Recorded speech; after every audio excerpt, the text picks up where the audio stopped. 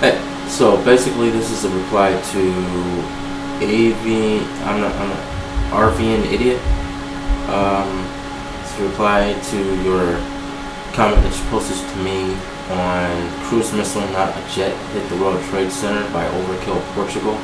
I'm a little confused by what you're saying. I'm not really sure what you're saying. I'll read one passage. It says, I hear what you're saying. If you are ready to kill hundreds, if not thousands, what are a few passengers? God knows that military bases are an exercise in don't ask, don't tell, don't think. But there is the problem of conversations that took place with family members just prior to Flight 77's Pentagon hit and Flight 93's crash. AT&T operators receiving calls from onboard phones and 911 calls from passengers. Pretty elaborate for a scam. Okay, to answer that question, not really. I'm not going to say to answer that question because this is my theory on it. Basically, obviously, it was a big. It's 9/11, so it's a big thing, right? Now, my theory on 9/11 is that it takes just a few people, really. I'm sorry for my voice. I have a cold. It takes a few people. Right? You need your billionaire, which is Larry Silverstein, the owner of the WTC, who only stands to profit from the destruction of his building from insurance. Okay. Then it takes the boss, which would be the president, obviously. Okay. And then it takes someone to fly a jet. That's the only people you need, really. Now, a lot of people say that the jets are fake. A lot of people say that the jets are holograms from reptilian Illuminati. Whatever. I don't care. Alright? Basically, what I think is that, yes, the jets were probably real. Military jets, though. They were not passenger jets. If you look at the video that is in question, you will see there's no signs. There's no markings on the plane whatsoever. If you look on the underbelly, there's a tube on the underbelly. It's not shadow. Well, there is a shadow cast by the tube. Okay, and that tube is basically usually on military planes for reconnaissance purposes. All right. So you're asking,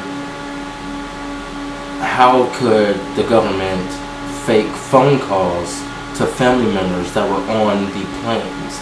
Now, I'm not saying that they faked that.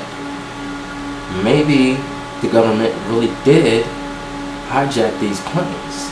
Okay? We all know that Afghanistan, they bought all our shit, our old warplanes, all this bullshit. We trained fucking Bin Laden was an ally. Okay? We train these people. So who's to say that we can't say, hey, we're going to give you some money, and we're going to make your life nice, and we want you to take over a plane. Of course you're going to do it. You're poor as fuck. When you do it, So these people, these actors, if you will, take over the plane to make it seem more real. They take over the plane. Maybe the plane really does crash. Maybe the government really does kill these people. I mean, who really knows? I don't know. This is just going off of the shit that I've seen, the shit that I've read, and the shit that just doesn't make sense in the WTC case. Okay? So, excuse me. Yes, maybe they did make phone calls.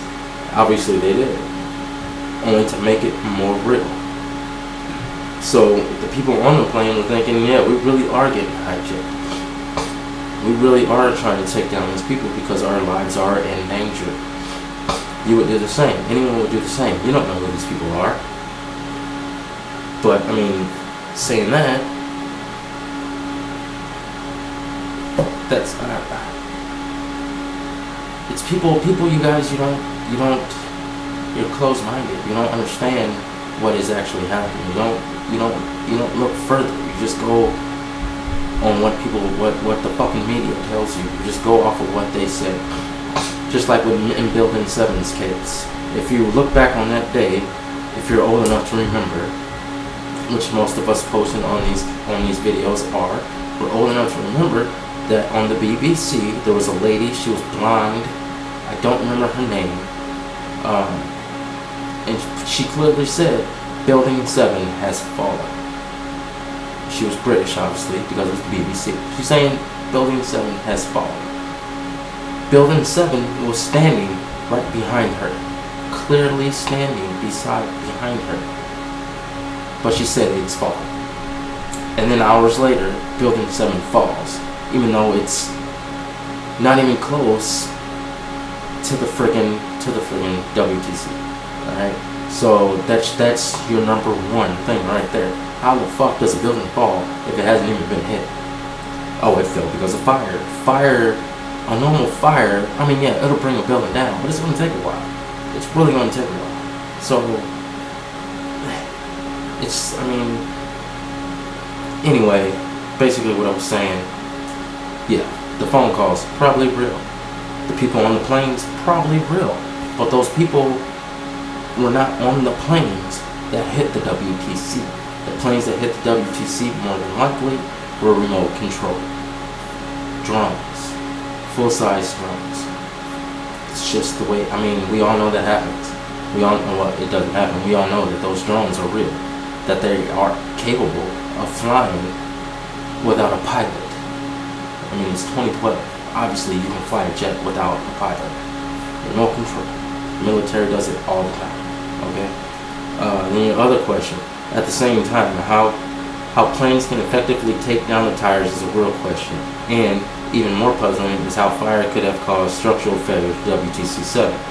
Also, there were plenty of warnings of the impending plan and no one seemed to care.